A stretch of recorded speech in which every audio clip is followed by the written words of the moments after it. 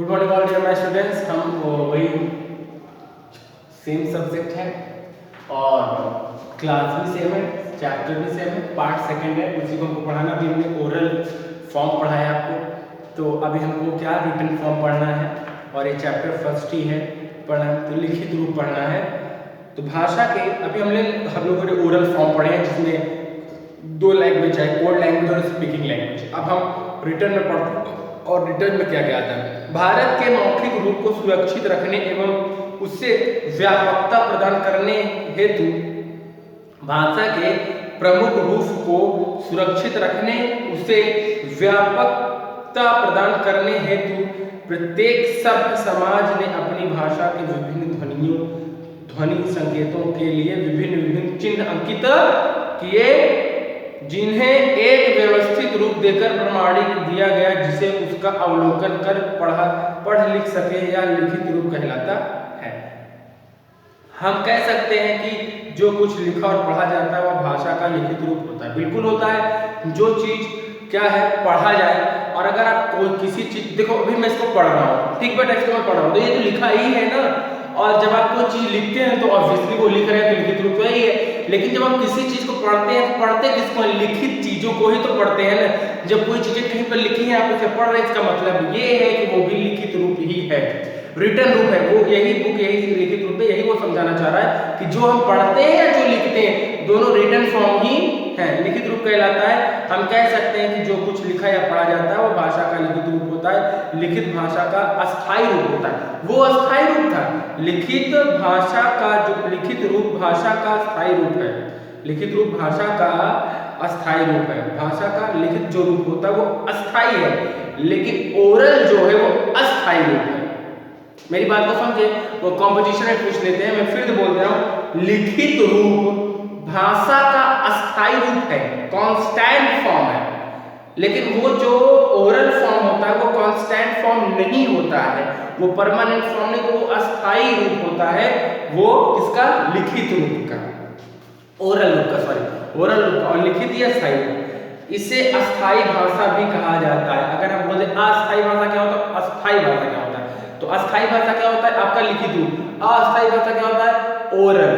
तो अस्थायी है, इनस्टेबल है, अनस्टेबल। तो सब कुछ मिलाकर कहा जा सकता है कि भाषा सामाजिक मनुष्य के भावों एवं विचारों के पारस्परिक आदान प्रदान का माध्यम है। बिल्कुल सही बात है। ये जो भाषा है हमारे और आपके बीच का एक माध्यम है, जिसमें हम कुछ बातें आपको प्रदान करते हैं, आप आदान प्रदान बना रहता है हमारे और आप बीच में। तो ये बिल्कुल 101% एक माध्यम है दो व्यक्तियों के बीच में, कि कोई इंसान अपनी व्यक्ति और अपने बातों को एक दूसरे से आदान प्रदान कर पाए, और उस आदान प्रदान को ही भाषा कहते हैं। अब उस भाषा में कितने कैटेगराइज आते हैं, लिखित है कि मौखिक है, मौखिक में सांकेतिक है कि वो वाचन है, और फिर लिखित में क्या है, और अस्थाई और अस्थाई किसे कहते हैं, मौखिक को अस्थाई कहते हैं, लिखित को अस्थाई कहते हैं। तो ये सब चीज इसमें देखना पड़ता है। अब जैसे इसमें है भाषा की विशेषता, अगर आप अपने बुक को लेकर बैठे हैं तो आप उसमें देखेंगे भाषा की विशेषता का नंबर 2, भाषा प्रतीकात्मक है, मतलब सिंबॉलिक है। अगर हम इंग्लिश में बताएं तो वो क्या है, सिंबॉलिक होता है, भाषा प्रतीकात्मक है। और दूसरा भाषा ध्वनिमय होता है, जिसमें ध्वनि निकलती है। अभी सपोज दैट आप कहेंगे यार एकदम इससे बड़ा एग्जांपल नहीं हो सकता, लाइव अभी मैं बोल रहा हूँ आपसे, मैं जो भी बोल रहा हूँ इसका क्या है, भाषा ध्वनिमय है। ये ध्वनिमय है ना, बिल्कुल इसमें ध्वनि साउंड निकलता है ना। गा नंबर देखिए, भाषा का संबंध मनुष्य से है, बिल्कुल मनुष्य से है, और मतलब उसका अस्तित्व मनुष्य से है। अभी आप संबंध तो आप कहीं ना कहीं थोड़ी कर लेंगे, भाषा का अस्तित्व इंसान से ही है। और गा नंबर आ जाए, भाषा मुख से उच्चारित होती है, बिल्कुल सही है। ये अभी हम आपको बोल रहे हैं, ये हम आपको बोल रहे हैं, ये वर्ड भी मैंने भी बोला, तो ये क्या है, ये उच्चारण मैंने सही किया और एक सेटअप कर दिया, और जब एक स्टार्टिंग हो गई उसका एक ग्रुप बन गया, ग्रुप को का समूह हो गया, और एक सेंटेंस बन गया, और एक जिसका सही मतलब है। और ये ओरली कहा गया है, अस्थायी भाषा हम कह सकते हैं। और ये जो हम बोल रहे हैं तो इसको कहते हैं स्पीकिंग लैंग्वेज बोलते हैं। ठीक है, भाषा एक व्यवस्था है जो अनुकरण से आती है, बिल्कुल सही है। 4 नंबर, भाषा परिवर्तनशील है, बिल्कुल, कहीं पर हिंदी कहीं इंग्लिश, और परिवर्तनशील भी, परिवर्तन भी की जा सकती है। ऐसा नहीं है हम यहाँ पे हिंदी है भारत में, हम इंग्लिश बोलना चाहें, चेंज करना चाहें, चेंज हो सकती है। तो अभी कोई यार फॉर्म फिलअप करते हैं, इसमें फॉर्म में भी ऑप्शंस आते हैं, इंग्लिश हिंदी ऑप्शंस, आपको ऑप्शन सेलेक्ट करने पड़ते हैं। आप भी अगर आप कहीं अगर पढ़ना चाहते हैं तो आपको भी हिंदी मीडियम पढ़ना है, तो यानी भाषा को चेंज किया जा सकता है, ऐसा नहीं है, इसीलिए परिवर्तनशील किया है। भाषा को क्षेत्रीय सीमाएं होती है, बिल्कुल सीमाएं होती हैं। आप यहाँ पे कुछ एरिया दायरे में ये लैंग्वेज बोली जाती है, कहीं एरिया दायरे में कुछ और लैंग्वेज, गुजरात में गुजराती बोली जाती है ना, बिल्कुल। और कहीं भी मतलब ऐसा भी हर जगह चले जाएं, महाराष्ट्र में महाराष्ट्री बोली जाती है, कहीं पर हिंदी, कहीं पे, तो ऐसे बहुत सारी लैंग्वेजेस हैं, कहीं पे अफगानी बोली जाती हैं ना। तो हर तरह पे ये सीमाओं पर डिपेंड होता है। समाज के सांस्कृतिक विकास एवं पतन के साथ भाषा का विकास एवं पतन भी सीधे जुड़े होते हैं। जो समाज से जो संस्कृति विकास एवं पतन, समाज के जो संस्कृति का विकास होता है और उसका पतन के साथ भाषा के विकास का एवं पतन से सीधे जुड़े होते हैं, उनसे कनेक्शन होता है। ऐसा नहीं है कि संस्कृति और भाषा और भाषा का विकास नदी की धारा के समान आबाद गति से होता रहता है। जो भाषा की जो विकास होता है वो आप नदी की तरह समझे, जैसे नदी हमेशा मतलब निरंतर बहती रहती है, उसका जो विकास, तो उससे उसका कनेक्शन जोड़ा गया है कि भाषा का विकास नदी की धारा के समान आबाद गति से होता रहता है, उसकी गति के हिसाब से उसका भी विकास होता रहता है। भाषा सरलता एवं प्रवणता की दिशा में सतत गतिशील होती है, एनी टाइम प्रोग्रेसिव होती है।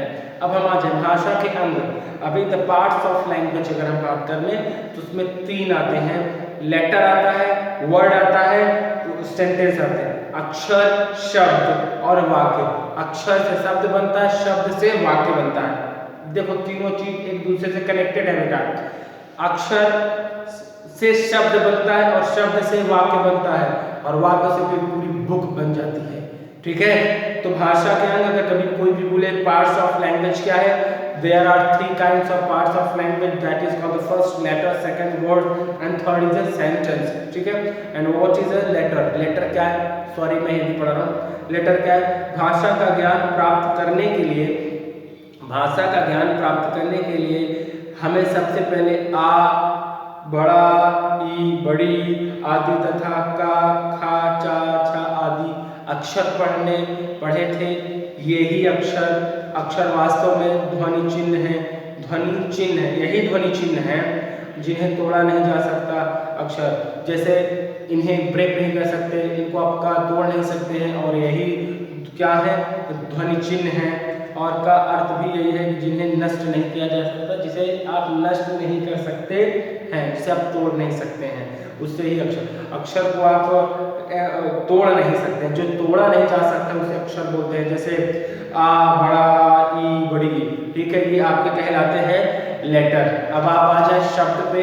शब्द क्या होता है, सेकंड पे आ जाए, अक्षरों के योग से, मतलब अभी आप देखिए आपने लेटर पढ़ा, तो जो लेटर होता है उसके कॉम्बिनेशन से आपका बनता है शब्द बनता है, यानी हम अगर कहते हैं तो वर्ड बनता है, और यही वर्ड के कॉम्बिनेशन से आपका बनता है सेंटेंस, जिसे हम बोलते हैं वाक्य। तो पहले आपके बुक के हिसाब से जो वर्ड होता है उसकी डेफिनेशन हम जान लेते हैं। अक्षरों के योग से बनने वाली ध्वनि समूह को, समझिए मेरी बात को, अक्षरों के योग से यानी अक्षरों के मेल मिलाप से जब अक्षरों को जोड़ा जाता है, उनको मिलाया जाता है, तो जो ध्वनि समूह बनते हैं उन्हें शब्द कहते हैं। जैसे आना, जाना, देखो आ अलग है, ना अलग है, तो आना और जाना, तो आना और जाना, दिन और रात, श्याम और हरि, ये सब क्या है, गति और गीता और सीता, तो ये सब क्या अक्षरों के योग से ध्वनि को शब्द कहते हैं। जैसे आप एग्जाम्पल्स देख सकते हैं।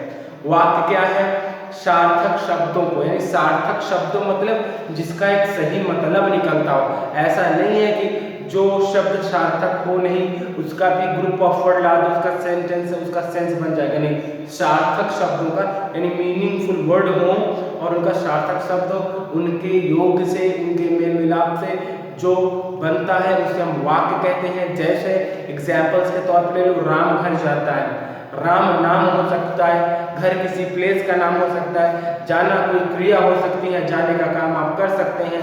तो ये इनके योग से हैं, यानी इसका मतलब है कि अभी भी ये काम वर्तमान में होता है। तो अगर ये काम ऐसा है और ये वर्तमान है तो लेकिन इनडेफिनिट है, अनिश्चितता है इसमें।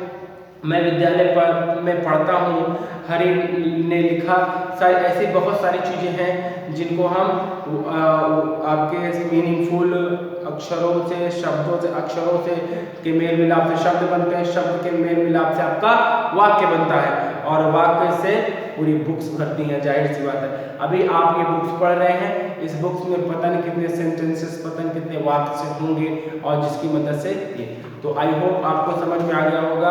और मैं आपको फिर से समझा दूं, जो रिटन लैंग्वेज जो होती है, रिटन लैंग्वेज जो हम पढ़ते हैं या जो हम लिखते हैं, ये आपकी रिटन लैंग्वेज मानी जाती है। जो लिखते हैं वो आप लिखते हैं और जो पढ़ते हैं वो भी कहीं ना कहीं बेटा लिखी होती है, इसीलिए हम पढ़ते हैं। दूसरी चीज़, हम उसके पार्ट्स आ जाएं, लिखित रूप के पार्ट्स आ जाएं या भाषा पार्ट्स ऑफ लैंग्वेज या भाषा के पार्ट्स में आ जाएं, तो एक शब्द होता है, अक्षर होते हैं, वाक्य होते हैं। अक्षर क्या होता है?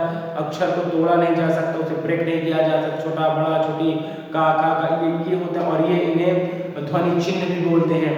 और अगर हम आपको साफ साफ शब्द बताएं तो इन्हीं अक्षरों से शब्द बनते हैं, आपके अक्षरों के मेल मिलाप से, अक्षरों के जोड़ से शब्द बनता है। और सार्थक शब्दों के मेल मिलाप से, जोड़ जुड़ाव से, या आप उनको जब जोड़ते हैं सार्थक शब्द, जिन शब्द का कोई मतलब, कोई अस्तित्व, कोई मूल निकलता हो, उनके योग से आपका वाक्य बनता है। और वाक्य तब जैसे एग्जाम्पल्स के तौर पर राम घर जाता है, तो यानी इसका एक मीनिंग निकलता है, इसका एक मीनिंगफुल एक सेंटेंस है। सो माय डियर स्टूडेंट्स, आपने हो सकता है इस भाषा में व्याकरण जो भी है सेकंड पार्ट, अभी इसमें बहुत सारे पॉइंट्स हैं जो ब्लू कलर से थे, उसको हम पढ़ाएंगे। आई होप आपको वीडियो पसंद आया और आपको समझ में भी आया। आप इसे देख सकते हैं किस क्लास का था, कौन सा चैप्टर था। तब तक के लिए थैंक यू सो मच।